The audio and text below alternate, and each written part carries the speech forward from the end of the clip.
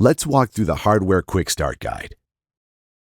To start using your recorder, you'll need a high-definition TV capable of displaying 720p, 1080p, or 4K video, a broadband internet connection, an Android or iOS mobile device to download the Swann security app.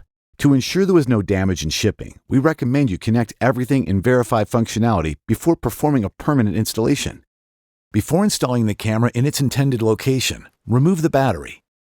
Then charge it with the included USB cable for about 2 hours. Next, remove the safety sticker and insert the battery until it clicks into place. You will hear 2 beeps. The cameras are pre-paired from the factory.